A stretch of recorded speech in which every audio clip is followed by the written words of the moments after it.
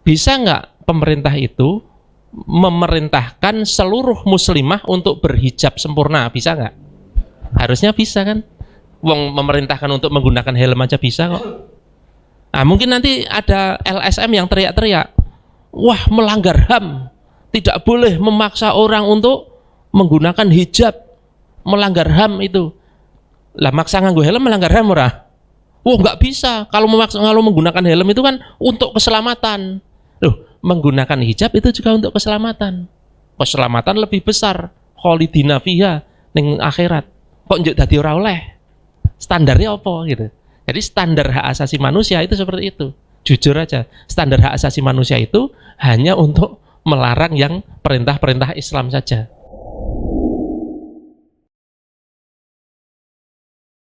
Problem-problem kita yang banyak itu, apakah hanya masalah individu atau problem sistem? Jawabannya apa? Problem sistem ya, jelas ya. Problem sistem. Sekarang apa problem pokoknya? Problem pokoknya apa? Kita sudah tahu yang menimpa kita itu tidak hanya masalah individu, tapi masalah sistem. Sekarang soal problem pokok dan problem cabang. Itu kita lihat. Kita kembali ke yang awal. Terpecahnya umat Islam menjadi 50 negara, itu problem pokok atau problem cabang? Kita di dalam bidang teknologi hanya menjadi konsumen, itu problem pokok atau problem cabang? Cabang semua, problem cabang semua. Secara ekonomi, itu juga problem cabang. Semuanya problem cabang. Terus problem pokoknya apa? Kita harus tahu, biar solusi kita tuntas, biar solusi kita tepat. Oke, problem pokoknya, mari kita lihat dalilnya. Kembali ke dalil yang awal. Kuntum khaira ummatin ukhrijat linnas. Kalian itu dari dulu sampai sekarang sampai besok adalah umat terbaik yang diutus, yang diciptakan untuk manusia.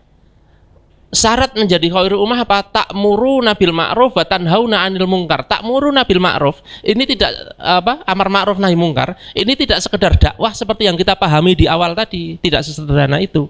Namanya ta'muruna bil ma'ruf itu artinya adalah memerintah, menyuruh kepada yang ma'ruf. Menyuruh, memerintah kepada yang ma'ruf. Jenengan bisa nggak menyuruh, memerintah kepada yang ma'ruf? Bisa nggak? Bisa. Kepada anak jenengan, kepada orang-orang yang ada di dalam kekuasaan jenengan. Tapi jenengan bisa nggak takmuru, menyuruh, memerintahkan kepada rasa hatu-hatu tetangga jenengan? Bisa nggak? Nggak bisa. Jenengan nggak bisa takmuru, nggak bisa. Kenapa nggak bisa? Karena yang bisa takmuru, yang bisa memerintah itu ya pemerintah, kan begitu. Yang bisa memerintahkan kepada yang ma'ruf itu pemerintah. Kalau jenengan itu tidak bisa memerintahkan, bisanya kepada orang yang di dalam pengaruh panjenengan. Tetapi di luar pengaruh panjenengan tidak bisa memerintah. Kenapa tidak bisa memerintah? Tidak punya kekuasaan untuk memerintah. Tapi kalau pemerintah, namanya pemerintah, maka bisa memerintah. Contoh, jenengan berani nggak naik motor depan situ nggak pakai helm? Berani? Kalaupun berani, kudu siap 50.000 nih gini. Kenapa? Ada takmuru, ada pemerintah dalam bentuk polisi yang dia menegakkan aturan harus menggunakan helm. Menggunakan helm itu wajib. Kalau tidak pakai nanti didenda. Nggak tahu 100.000, nggak tahu 50.000, nggak tahu berapa. Intinya ada dendanya. Kalau nggak pakai itu nggak pakai itu didenda. Maka memakai helm itu wajib. Ini namanya takmuru, memerintahkan kepada apa? Kepada penggunaan helm, kan begitu. Nah, sekarang sebenarnya namanya pemerintah itu bisa melakukan itu, Pak. Bisa melakukan perintah, namanya pemerintah, dengan kekuatan hukum, kekuatan institusionalnya, dia bisa memerintahkan, memaksakan warganya untuk melakukan A, B, C, D. Bukti ini sekarang jenengan disuruh pakai helm, disuruh bayar pajak, disuruh BPJS, disuruh vaksin, gitu kan. Nah, orang vaksin ora iso mlebu mall. Nah, orang BPJS ora iso memperpanjang KTP. Nah, orang tak perpanjang ke nggonku, tak sambung ngono kan dadi panjang. Nah, yang bisa takmuru itu hanya pemerintah. Nah, sekarang bandingkan ya. Bisa nggak pemerintah itu memerintahkan seluruh muslimah untuk berhijab sempurna? Bisa nggak? Harusnya bisa kan? Wong memerintahkan untuk menggunakan helm aja bisa kok. Nah, mungkin nanti ada LSM yang teriak-teriak, wah melanggar HAM, tidak boleh memaksa orang untuk menggunakan hijab, melanggar HAM itu. Lah maksa nganggo helm melanggar HAM ora? Wah nggak bisa. Kalau menggunakan helm itu kan untuk keselamatan. Loh, menggunakan hijab itu juga untuk keselamatan. Keselamatan lebih besar. Kholidina fiha ning akhirat. Kok njuk dadi ora oleh? Standarnya apa gitu. Jadi standar hak asasi manusia itu seperti itu. Jujur aja, standar hak asasi manusia itu hanya untuk melarang yang perintah-perintah Islam saja. Tapi perintah-perintah seperti itu yang tidak ada bau-bau Islamnya monggo-monggo saja. Kita kembali lagi ke pemerintah tadi. Nah, pemerintah itu dengan kekuatannya, dengan keabsahannya sebagai pemerintah, itu bisa namanya ta'muruna bil ma'ruf itu bisa. Wa tanhauna 'anil munkar itu bisa. Kepada siapa? Kepada seluruh umat, kepada seluruh penduduknya. Maka di sini kan kuntum khaira umatin, kalian itu adalah umat terbaik. Nah, makanya di sini ini yang ta'muru itu umat. Dalam hal ini umat yang menjelma menjadi penguasa gitu loh. Yang kemudian memiliki pemimpin, memiliki imam, memiliki khalifah, yang kemudian memerintahkan kepada yang ma'ruf, wa tanhauna 'anil munkar, melarang dari yang mungkar. Nanti kalau sudah memerintahkan kepada yang ma'ruf, sudah melarang dari yang mungkar, maka akan terwujudlah umat atau rakyat yang tu'minu nabillah, yang beriman kepada Allah. Karena rakyat itu beda-beda. Ada yang bisa didakwai dengan pemikiran, ayo mas disadarkan, ayo. Dan itu jumlahnya nggak banyak. Orang yang bisa didakwai dengan pemikiran itu jumlahnya tidak banyak. Yang lebih banyak lagi tidak bisa didakwai dengan pemikiran. Nah, yang tidak bisa didakwai dengan pemikiran itu didakwai dengan aturan gitu loh. Maka nanti akan terwujud umat rakyat yang beriman kepada Allah. Dipaksa beriman. Loh, melanggar HAM. Ya itu perspektifnya HAM ya encen ngono kuwi, kabeh-kabeh yang berbau Islam itu melanggar HAM. Nah, persoalannya jenengan pilih dipaksa mlebu swarga atau sukarela mlebu neraka, kan persoalannya kan gitu. Nek saya sih tetap milih dipaksa masuk surga, dan kita memang mencontoh kepada Rasul juga seperti itu, menerapkan Islam, menjadi ta'muruna bil ma'ruf kepada umatnya, kepada daulahnya, dan akhirnya terwujudlah umat yang beriman. Baik, teman-teman yang dirahmati Allah, kita lihat dalil berikutnya Al-Maidah ayat 49. A'udzubillahi minasyaitonirrajim. Wa anihkum bainahum bima anzalallah. Dan berhukumlah pada persoalan bainahum di antara kalian bima anzalallah, dengan apa yang sudah diturunkan oleh Allah. Wala tattabi ahwa'ahum, dan jangan ikuti hawa nafsuhum mereka. Wahai orang yang beriman, berhukumlah dengan hukum Allah, jangan ikuti hawa nafsu mereka. Mereka ki sapa? Yang menentang kita menerapkan hukum Allah, kan begitu kan. Wahdarhum ayyaftinuka an ba'di ma anzalallahi ilaik.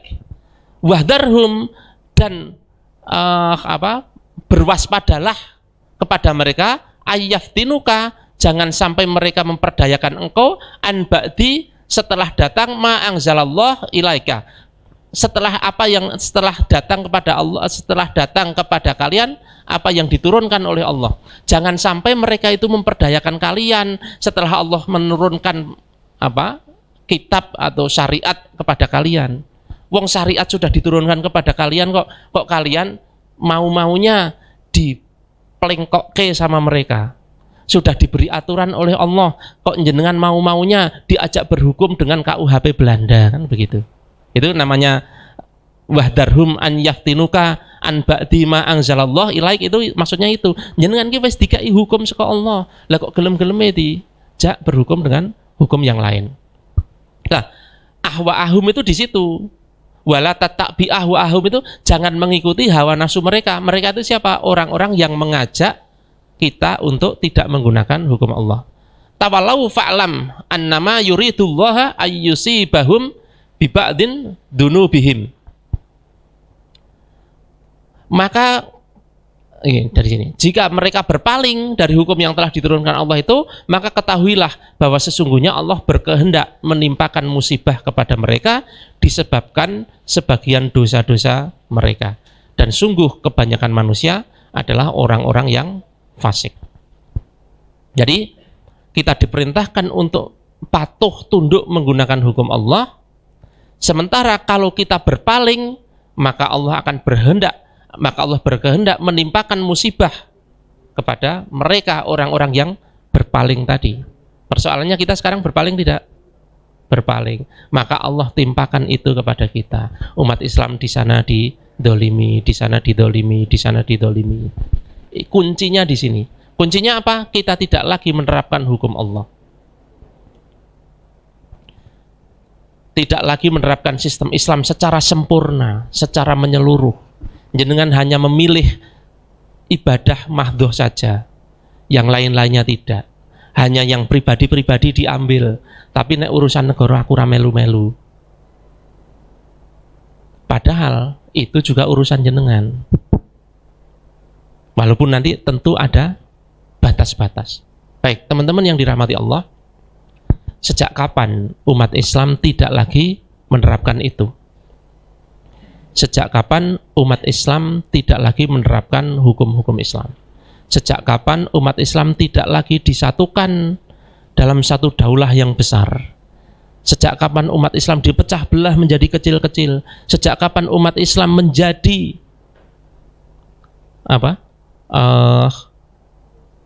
wahan, menjadi buih di lautan? Sejak kapan? Ada yang tahu? Sejak kapan? Sejak kapan kita tidak punya khalifah? Sejak kapan?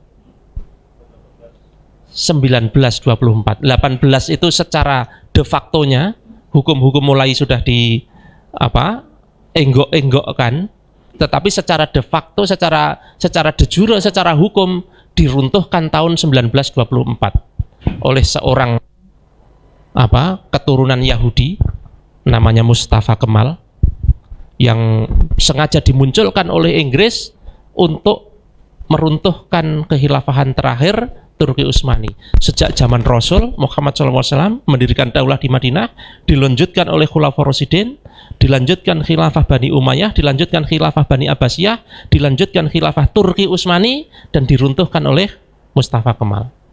Mustafa Kemal ini dibaliknya Inggris. Ceritanya panjang, kapan-kapan tak ceritakan.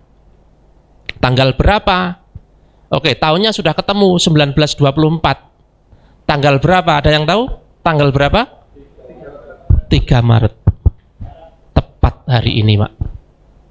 Tepat hari ini 98 tahun yang lalu, 3 Maret 1924, kekhilafahan Islam terakhir digugurkan, ditumbangkan oleh Inggris dengan tangan Mustafa Kemal. Ini berita dari The Times, majalah atau koran The Times, pada tanggal itu di mana diruntuhkan.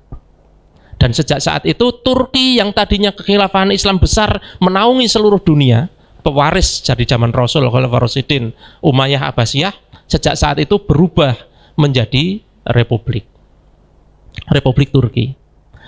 Wilayah-wilayah di bawahnya termasuk Nusantara, Kesultanan Islam Nusantara ikut berubah, sama-sama menjadi republik.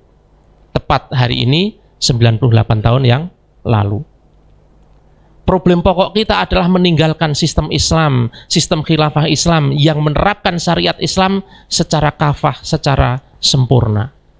Hari ini, hampir 100 tahun setelah diruntuhkan, aspirasi umat untuk menegakkan kembali muncul di mana-mana. Pasti jenengan sudah dengar, saya yakin pasti jenengan sudah dengar. Tetapi saya yakin juga jenengan juga dengar hal-hal negatifnya.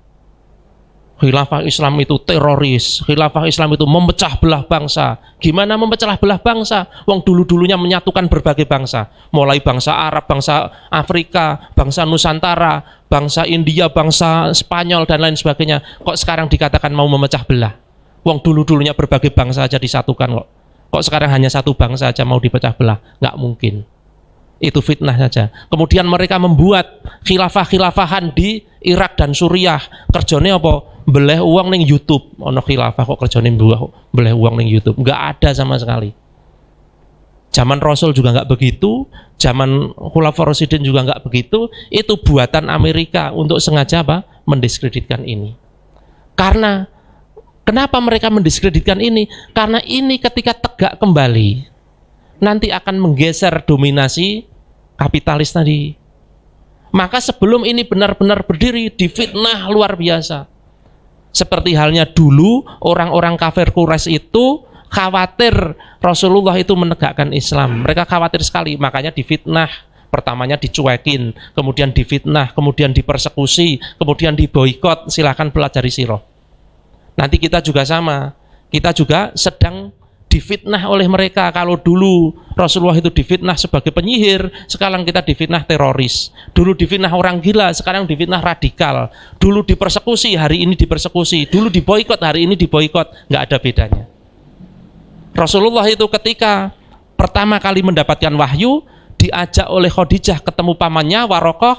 Warokoh bilang, sungguh yang mendatangi kamu di Jabal Nur itu adalah Jibril yang dulu mendatangi Musa, dan sungguh nanti ketika kaummu memaksamu keluar, mengusirmu dari kotamu. Pas sampai situ itu Rasul menyela, loh yang benar saya mau diusir dari Mekah, saya ini orang yang sangat dicintai warga Mekah gitu. Saya itu Al-Amin, dicintai warga Mekah, masa mau disuruh keluar? Kemudian Warokoh menjawab, demi Allah tidak satupun orang yang membawa risalah semacam itu kecuali dimusuhi dan diusir dari kampung halamannya. Dan hari ini juga sama, membawa risalah dari Allah untuk menegakkan syariat Allah secara sempurna juga akan diusir. Sana pergi ke Arab. Sama kan? Kadrun. Begitulah, kalau kita mau menjadi pengikut Nabi, maka apa-apa yang akan kita alami itu sama dengan yang dialami Nabi. Prosesnya sama, difitnah sama, diboikot sama, di ini sama, di itu sama, dipersekusi sama. Karena memang dunia itu bukan tempat untuk senang-senang. Dunia itu tempat ujian, maka Allah ciptakan ujian-ujian A, B, C, D, E, F, G. Semakin besar ujiannya, semakin besar pahalanya. Dan kenikmatan yang sesungguhnya bukan di dunia tapi di akhirat. Maka ujian-ujian semacam ini mau difitnah, mau di apa, kita tidak masalah. Karena kita mengikuti jalan Rasul, kita mengikuti perintah untuk menerapkan Islam secara sempurna, maka apapun yang terjadi pada kita, insya Allah kita akan terima. Saya pikir itu saya kembalikan kepada Mas. Monggo silahkan kita mulai diskusi.